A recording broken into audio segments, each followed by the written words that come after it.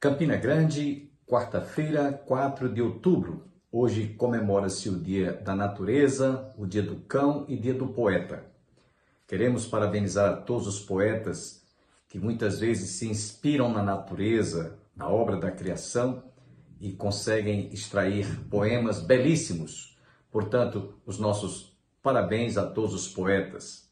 Dentro de instantes estaremos ouvindo mais uma mensagem que nós ministramos durante a nossa escola bíblica dominical, tratando um tema muito importante sobre soteriologia. Convido você a continuar conosco, porque Deus vai abençoar a sua vida e o seu coração.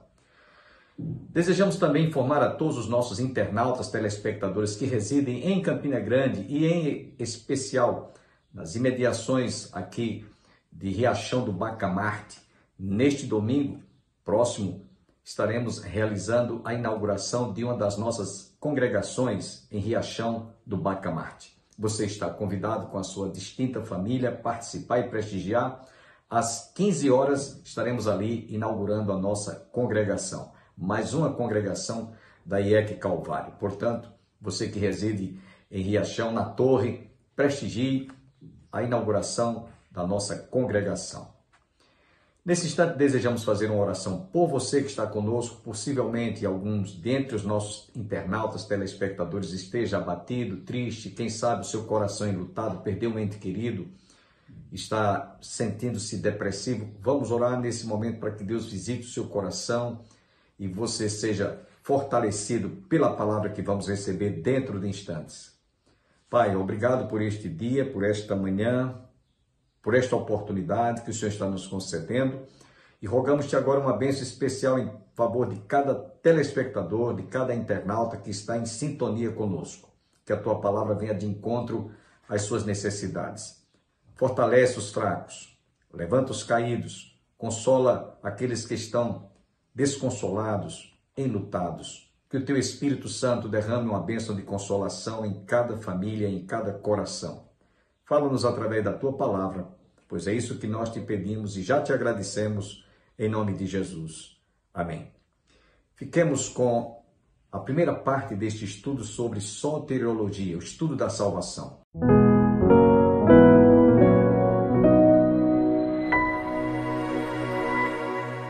A paz do Senhor, irmãos.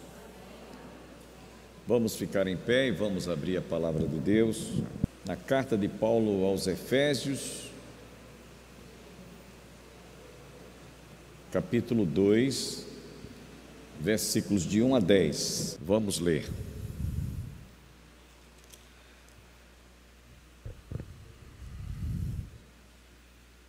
Ele vos deu vida, estando vós mortos nos vossos delitos e pecados, nos quais andastes outrora, segundo o curso deste mundo, segundo o príncipe da potestade do ar, do espírito que agora atua nos filhos da desobediência, entre os quais também todos nós andamos outrora, segundo as inclinações da vossa carne, segundo a vontade da carne e dos pensamentos.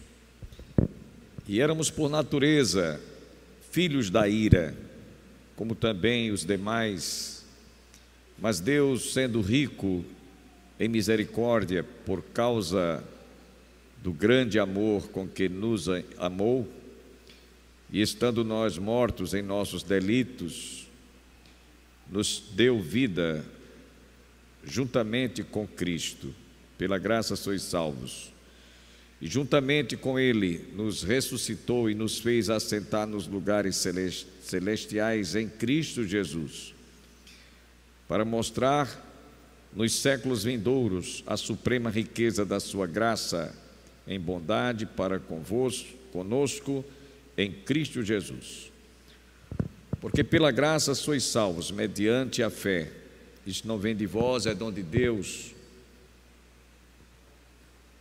Não é de obras, não de obras, para que ninguém se glorie. Pois somos feitura dele, criados em Cristo Jesus, para boas obras, as quais Deus de antemão preparou para que andássemos nelas. Amém? Pedimos-te, ó Deus, a tua bênção sobre nós nesse momento. O Senhor abre o nosso coração, o nosso entendimento, derrama luz em nossas mentes para que possamos discernir e compreender esta Escritura.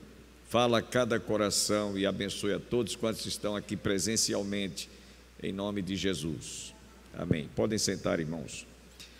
Na última manhã, quando nós meditamos sobre esse assunto, soteriologia, que é o estudo da salvação, nós mostramos para os irmãos que nós, quando estudamos esse assunto, demos um título, a natureza da salvação, porque a gente percebe que as pessoas que não estão informadas ou não conhecem as Escrituras, ignoram quando nós, cristãos evangélicos, afirmamos que passamos, no ato da nossa conversão, a possuir e a ter a certeza da salvação. E muitos dizem: como pode ser que um pecador tenha o atrevimento, a ousadia, a coragem de dizer que está salvo? Obviamente nós não afirmamos porque nós simplesmente achamos, não há achismo nisso. A certeza, a convicção que nós encontramos e descobrimos através da palavra e através do sacrifício e da morte vicária do nosso Senhor e Salvador Jesus Cristo, não por méritos nossos, nós não merecemos. Todos pecaram, todos estão destituídos e carecem da glória de Deus. Mas é através da morte sacrificial, do sacrifício, da morte vicária, da morte expiatória de Jesus, que nós, crendo, podemos obter a salvação. De forma que a salvação, ela é uma realidade para aqueles que creem. Para aqueles que não creem, Jesus mesmo disse: quem ouve as minhas palavras e crê naquele que me enviou, tem a vida eterna. São palavras de Jesus. Tem a vida eterna, não entra mais em condenação, mas passou da morte para a vida.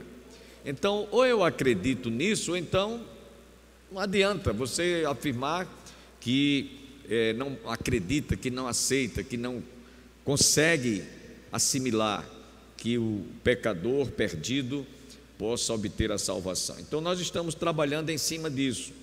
A natureza da salvação, o estudo sobre soteriologia trata desse assunto. Na última vez que falamos sobre esse assunto, faz uns 15 dias, nós mostramos aqui que todos nós já nascemos com o germe, o vírus do pecado. Nós somos portadores. Alguém pode até dizer: mas eu não estava lá no Éden, não tem nada a ver com Adão ter desobedecido a Deus, ter pecado. Eu não estava lá, eu nem existia. Como é que eu vou herdar essa culpa de Adão? Eu nem existia. Se você estivesse no mesmo local, no mesmo dia, na mesma circunstância em que Adão se encontrava, você faria a mesma coisa. A mesma coisa, porque nós temos, depois da queda, nós herdamos a natureza pecaminosa. Nós passamos a ter no sangue, circular no sangue das nossas veias, o vírus do pecado. É como se você estivesse infectado. Muita gente durante esse período, nessa fase em que a crise sanitária trouxe essa doença que alastrou-se em todo mundo, muita gente foi infectado, contraiu o vírus. Então, quando os nossos pais lá no Éden caíram e pecaram, dali para frente, os filhos que foram sendo gerados do casal Adão e Eva já traziam a contaminação. Tanto é que Davi diz isso no Salmo 51: eu nasci em pecado e em pecado me concebeu minha mãe. Então nós já trazemos das nossas entranhas, no momento da fecundação de uma vida, ali está sendo já reproduzido a infecção, a contaminação do vírus do pecado. Por isso que Davi disse: eu nasci em pecado e em pecado me concebeu minha mãe. Lembra-se que eu falei aqui para vocês que nós somos um pecadeiro?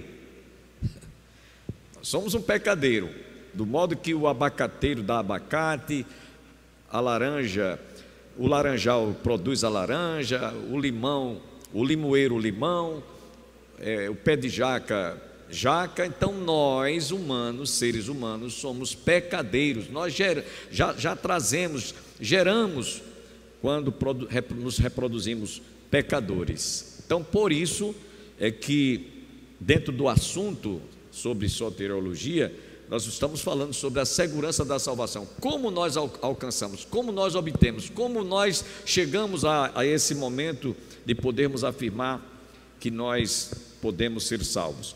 Lembre-se que eu falei aqui, ainda só estou recapitulando rapidamente, de acordo com Efésios capítulo 2, verso de 1 ao verso 10, que nós recebemos a salvação como um dom de Deus. Tanto é que no versículo 8, Paulo diz isso aqui, né? Pela graça sois salvos mediante a fé, isto não vem de vós, é dom de Deus, é dom de Deus, né? Vimos também que lá em 1 João diz que nós amamos porque Ele nos amou primeiro. E João 3,16 nos diz que Deus amou o mundo de tal maneira que deu o seu Filho unigênito, para que todo aquele que nele crê não pereça, mas tenha a vida eterna. De sorte que nós não afirmamos que estamos salvos por nós próprios, por nosso modo de achar, mas pelo que nós cremos, né?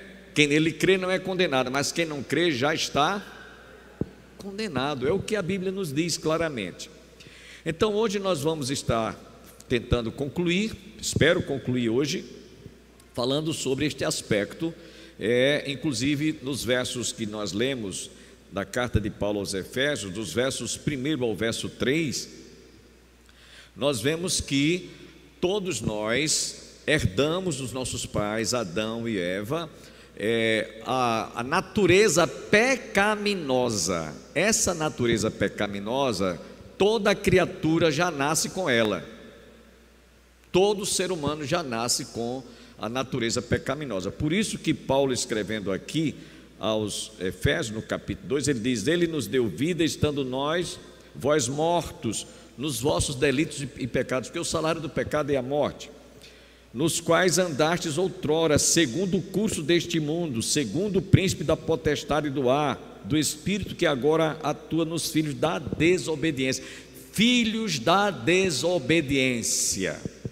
Hoje à noite eu estarei pregando sobre o tema, o sermão de hoje à noite será filhos de Deus por adoção. Nós vamos falar isso hoje à noite. Então, porque nós, antes de nos convertermos, estávamos na condição de filhos da desobediência. É isso que Paulo diz aqui: nos quais andastes outrora, segundo o curso deste mundo, segundo o príncipe da potestade do ar, do espírito que agora opera, que atua nos filhos da desobediência. Verso 3 ele diz: entre os quais também todos nós andávamos outrora, segundo as inclinações da nossa carne, fazendo a vontade da carne e dos pensamentos, e éramos por natureza filhos da ira, como também os demais. Filhos da ira por causa da desobediência, filhos da ira por causa da desobediência. Então, nós hoje estamos tratando de algo que trata da nossa condição hoje, no presente, como pessoas que foram alcançadas pelo amor de Deus. Nós encontramos, portanto, meus irmãos, que podemos afirmar que, conforme já falamos, como trouxemos desde o nosso nascimento, desde que fomos gerados, o germe do pecado, o vírus do pecado, Deus providenciou através do seu Filho, Jesus Cristo, Filho unigênito de Deus, que veio ao mundo sem haver em seu corpo e em sua formação biológica, nada que pudesse trazer contaminação pecaminosa. Por isso que Jesus nasceu por obra e graça do Espírito Santo. Foi gerado não pela vontade do varão, não pela vontade da carne, mas Deus, de forma milagrosa, gerou no ventre de uma mulher, Maria, Jesus. E aí você pode até dizer, mas quem foi que fecundou, no sentido de haver uma fecundação de um óvulozinho de Maria com espermatozoide? Não houve, é milagre. Ou eu creio assim, ou então estou perdendo meu tempo. Não há uma explicação racional, lógica. Houve uma fecundação como é normal, como é natural, o óvulozinho com o espermatozoide que fecundou a vida de Jesus. Não. Jesus, ele foi gerado no ventre de Maria de forma milagrosa, de forma transcendental. Eu não tenho como explicar isso para ninguém. Eu apenas creio. E é isso que faz a confusão na mente de muita gente. Como é que Jesus nasceu sem ter havido, quando José e Maria estavam já na fase de preparação para se casarem, eles não tiveram relações. Até então Maria era virgem. Só depois que Jesus nasceu é que José coabitou com Maria e nasceram outros filhos. Nós encontramos isso nos evangelhos, inclusive de Mateus, sobre até os nomes citados dos irmãos de Jesus por parte de mãe, não por parte de pai. Fique bem claro isso. Então nós vamos ver que o milagre do nascimento de Jesus foi providencial por Deus para que ele não nascesse da vontade da carne do varão. Maria apenas foi, como se a gente costuma dizer, uma barriga de aluguel, né? Só durante aquele período de gestação em que o Espírito Santo gerou no ventre de Maria o Senhor Jesus. Fica bem claro isso. Lá no livro do profeta Isaías, para a gente relembrar mais ainda a nossa condição pecaminosa, do quanto nós precisávamos de um Salvador, nós vamos encontrar Isaías no capítulo 30, versículo 9, fazendo a seguinte afirmação: porque povo rebelde é este, filhos mentirosos, filhos que não querem ouvir a lei de Deus. Essa é a condição daqueles que não querem admitir, que não acreditam, que não aceitam, que não reconhecem que Jesus é o nosso Salvador, porque eles continuam na mesma condição de desobediência, de rebeldia, por isso que não acreditam. Porque povo rebelde, repito, Isaías 30, verso 9, povo rebelde é este, filhos mentirosos, filhos que não querem ouvir a lei do Senhor. Em Efésios capítulo 5, versículo 6, afirma que é por isso que eles são considerados filhos da ira de Deus. Filhos da ira de Deus. Eles não conseguem acreditar porque não reconhecem, porque não aceitam, porque não obedecem. Espírito de rebeldia, de desobediência.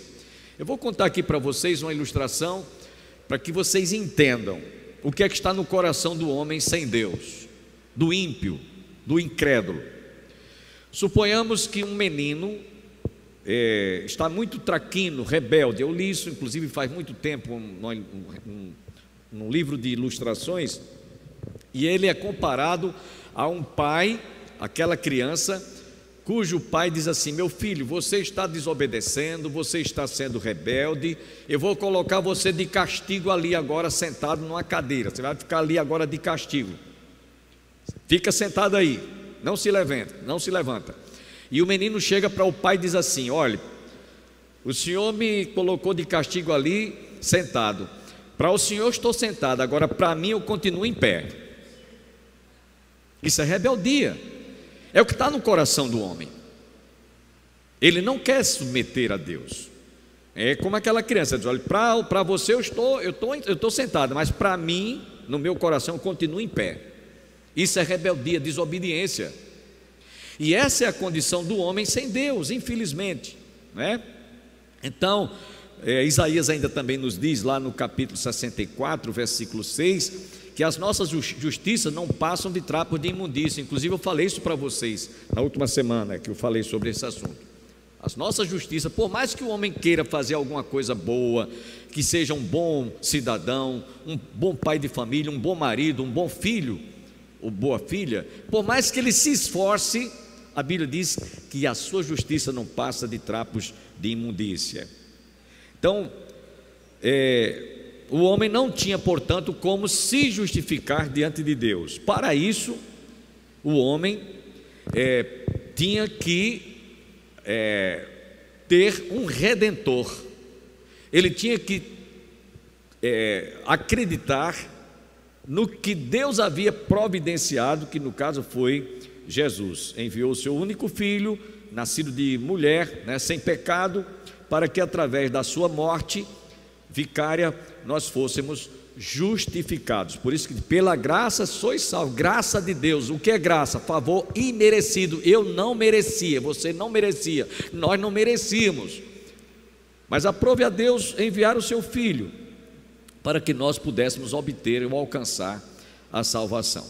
Então, para que o homem fosse redimido ou remido, salvo, ele precisava de ter alguém que o justificasse. E Jesus foi esse Cordeiro de Deus que foi enviado ao mundo, que tira o pecado do mundo. Lembrando que no Velho Testamento, na Velha Aliança, todo pecador penitente levava um cordeiro para ser sacrificado. Aquele cordeiro tipificava Jesus.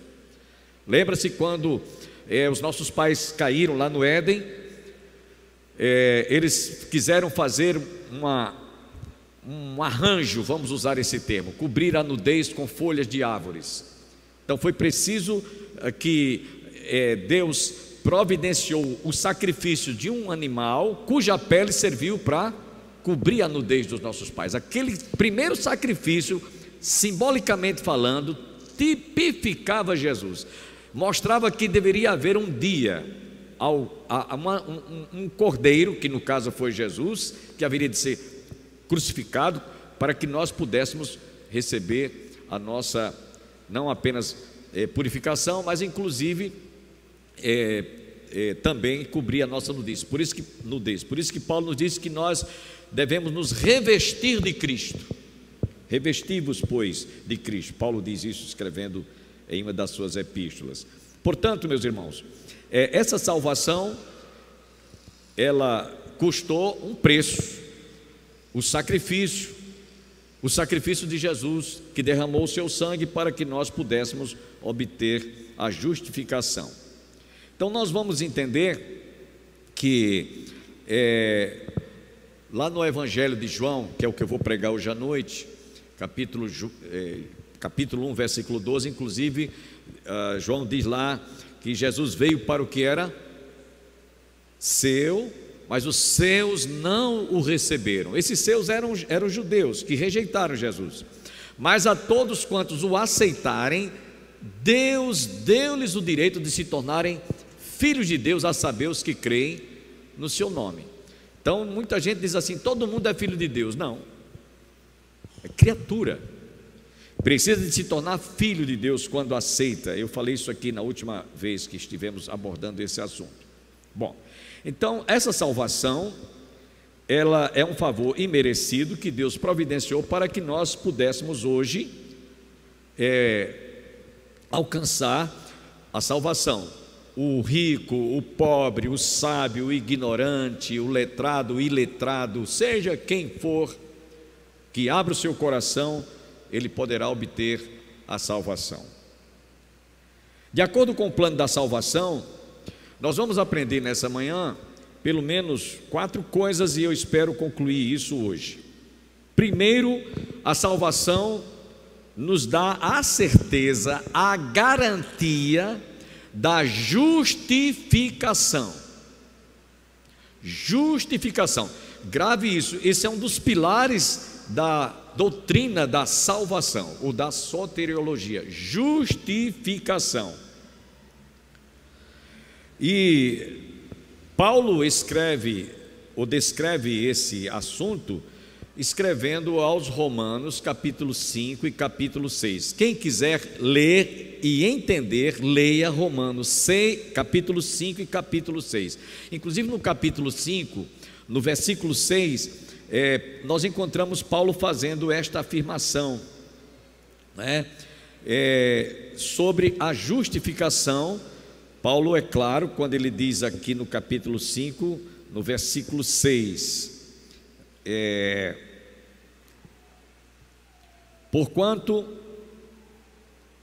porque Cristo, quando nós ainda éramos fracos, morreu a seu tempo pelos ímpios. Dificilmente, verso 7, alguém morreria por um justo,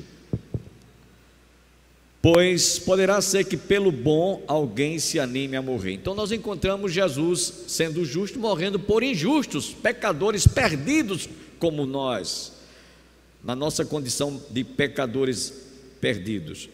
E nós encontramos, portanto, Paulo escrevendo ainda aos Romanos no capítulo 6, falando que Jesus, ele é considerado, no capítulo 5, versos de 12 em diante, Jesus é considerado o segundo Adão. O primeiro Adão, lá no Éden, Jesus é considerado o segundo Adão. O primeiro Adão pecou, falhou, desobedeceu. O segundo Adão, a Bíblia diz que ele foi obediente até a morte, e morte de cruz, em meu lugar, em seu lugar, em nosso lugar. Portanto, meus irmãos, essa salvação que nós não merecíamos, porque não éramos justos, foi o Senhor Jesus, o justo, como diz aqui o texto que eu li para vocês, capítulo 5 de Romanos, versículo 6, quando ele fala que dificilmente alguém morreria por um justo, mas Jesus morreu por nós, que nem éramos justos, éramos ou estávamos considerados na condição de pecadores perdidos e injustos. Então nós encontramos a doutrina da justificação na carta de Paulo aos Romanos, quando ele nos dá esse legado através de Jesus. Capítulo 5, versículo 1: justificados, pois, mediante a fé, temos paz com Deus por intermédio do nosso Senhor Jesus Cristo. Então, em Cristo Jesus, nós somos justificados. Tanto é que Romanos 8:1 nos diz lá que agora nenhuma condenação há, nenhuma condenação há para aqueles que estão em Cristo Jesus. Louvado seja o nome do Senhor por isso. Então, fomos justificados de maneira que agora não há mais nenhuma condenação, nada que nos condene.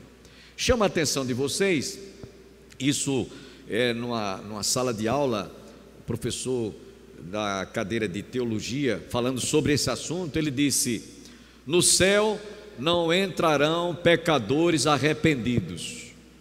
Isso chocou a gente, né? Na sala de aula. Como assim, professor?